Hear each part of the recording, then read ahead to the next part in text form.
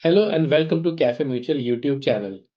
With a series of rate cuts and inflation under control, debt markets have had a healthy run in the year gone by. But what lies ahead for debt funds from here? To answer this pertinent question, today we have invited Vivek Sharma, fund manager, Nippon India Mutual Fund. Vivek has a decade of experience in fund management and he is in the fund fixed income space for the past 18 years. So let me invite Vivek. Good afternoon, Vivek, and welcome to the show. Hi, good afternoon, Nishan. Thank you. Thank you. So, Vivek, my first question to you is that, as you know, that with the RBI cutting interest rates again and inflation is under control now. So, how do you see the Hmm. rate cut cycle shaping up going forward, and how will it impact the debt market in 2026? Obviously, RBI started the rate cut cycle this year in Feb with a 25 basis rate cut, which was after a gap of almost 2 years when they stopped hiking rates post COVID. When they came out of COVID, RBI was hiking rates. 2023 Feb was the last rate hike, and since then RBI was on pause. Since then, they have cut rates, repo rate by 125 basis point, including a 25 basis cut Right. this month in this month's RBI policy. Mhm. Uh, Going forward, lot depends on the incoming data on how growth is shaping up. Various factors influence that outcome. The most important being two recent events. One in form of GST cuts. The GST cut is expected to increase consumption demand, which will help propel growth. Second is the larger issue is around the trade tariffs which US has imposed on India. So a mix of both has led to a lot of volatility in growth expectations. Fortunately for us, inflation has behaved pretty well in India over last couple of years. Even next year, inflation is expected to be under control within RBI's tolerance band of 4%.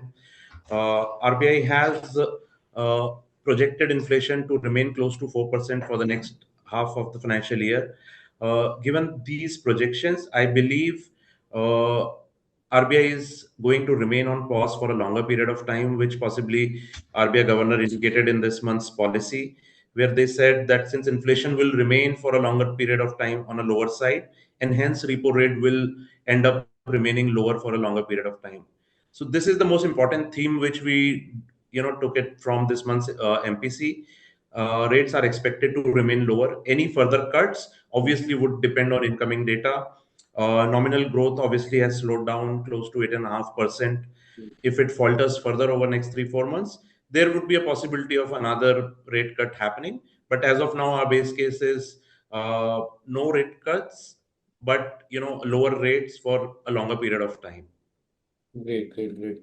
So, Vivek, what impact will the government borrowing program have on bond yields? Obviously, the larger market is government bonds, which a mix of both central government borrowing as well as state government borrowing. In recent years, we have seen the quantum or the sheer size of borrowing has increased significantly, especially post-COVID times, which also is a result of the increasing size of the economy. Though the fiscal deficit, central government has been managing pretty decently in a disciplined manner. They have brought fiscal deficit from 9% during COVID year to 4.4% projected for this year. But the absolute size of government borrowing, state plus center, is in excess of 25 lakh crores. And the commensurate demand has not been there in domestic markets of late. And hence we have seen, pressure on long end bond yields. Also, we are at the fag end of the rate cut cycle wherein, the expectation of future rate cuts are not there. And hence the longer end of the bond stops performing. Just to put in perspective, 10-year bond yield from a peak of 760 went down to 6.20, currently around 650, 660 Ben. So obviously, a higher borrowing will put pressure on the long end of borrowing, aided by higher borrowing numbers of state governments. But given the stable environment, we believe since market will not expect any hikes in the near future, rates will trade in a band of 10-15 basis points. Yeah. Great, great, great. So you have beautifully mentioned about the opportunities in the fixed income market. But what are the major risks for the debt markets in 2026? Looking at Indian markets, if we have to analyze risk for fixed income markets, one larger risk comes from geopolitical environment. If something happens geopolitically, maybe in Russia, Ukraine, maybe something in Middle East, or possibly China, Taiwan, something of that sort, which could be a bigger risk for Indian fixed income markets. Second risk I see is the pressure on the currency, which we are seeing in last few months, where INR is depreciating. If that pressure continues, then RBI will have to, remove some bit of liquidity from the system, which will put upward pressure on the short-term yields. Thirdly, obviously, the larger structure of monetary policy is based around the inflationary expectations. Currently, like I mentioned, inflation is within the tolerance band of MPC. If we see inflation shooting those expectations over next 6 to 12 months, then RBI will be forced to change its guidance on hiking rates. So these three four things which I feel are the major risks for fixed income markets in next year. Okay. So, Vivek, many MFDs meet clients and discuss debt markets, but often they provide only a broader perspective.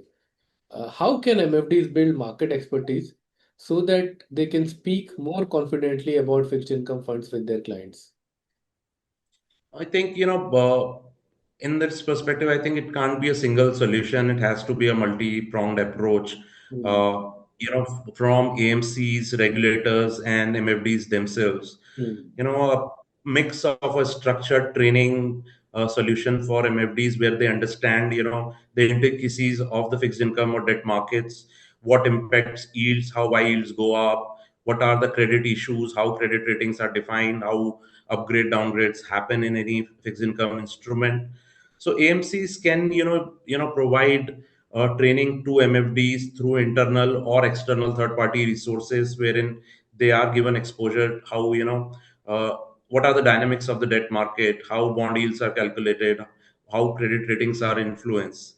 Secondly, also I believe from the regulator side, they can make things like NICM certification mandatory for MFDs, where they will have understanding of the intricacies of debt capital market. They have to complete those certificates, so they get exposure to the basics of the bond market. So Hmm. largely, when we meet MFDs, obviously, right, you rightly pointed out, it's the lack of understanding, and hence people are not able to sell debt products efficiently. Okay. So, Vivek, how can MFDs shift client conversation from returns to risk adjusted outcomes in debt investing? You rightly said, typically in debt of late, what's been happening is people tend to invest tactically and try to chase returns in a short period of time. Uh, the best solution obviously comes from MFDs themselves. They Hmm. can, focus on client education and explain them, the long-term investment in debts and how it helps their portfolio in diversification, bring resilience to their portfolio, help them, understand the risk rewards. And these this can be achieved through multiple strategies. I think possibly they one is set realistic expectations in investors mind. uh, Obviously it needs to be percolated that debt investments are not risk free, but again market variations are normal, and what kind of variations can occur in fixed income instrument vis-a-vis any other asset class. Hmm. Secondly, I think they should promote some bit of diversification to clients, wherein explaining them the benefit of different asset class allocation and the risk and reward which are there in different asset classes, uh, and the benefits of debt investments vis-a-vis any traditional instruments which have been there in Indian markets for a longer period of time, how they are could be possibly tax efficient, or the liquidity angle in them, or the flexibility what investors get. Thirdly, very important feature I feel should be aligning the product with the investor's risk appetite and his financial goals. Hmm. So something like for the short term investment, investors should be investing in a liquid fund or a money market kind of a fund for short term requirements, whereas someone with a higher risk tolerance can look at dynamic or a gilt or a corporate bond kind of product.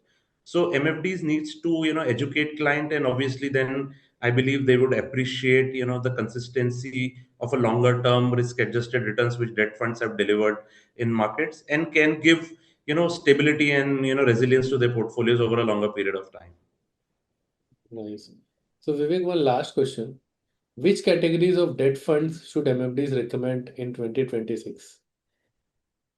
So, like I said, we are at the fag end of the rate cut cycle, but rates are not going to go up as well as indicated by RBI governor in this policy. So, short-term products help better, for investors' perspective in the near term, especially for the coming year or two, where rates are expected to remain stable. RBI will keep a lot of liquidity into the markets to support growth. And what happens when rates are stable and liquidity is positive, short term assets start coming down, so investors can benefit by some bit of capital gains, but largely 70 to 80% of the returns will be made from the accrual. So investors can look at, depending on their investment horizon, obviously products like low duration corporate bond, short term fund, to gain benefit out of stable rates and some bit of capital gain which might arise because of yields coming down because of positive liquidity. Got it, got it. So, thank you so much, Vivek, for your valuable time and inputs. It was great interacting with you. Thank you so much, Nishant. Lot of insights today. Thank you so much again. And I finally thank each one of you for being such a wonderful audience. Have a great day at work, guys. Thank you. Bye bye.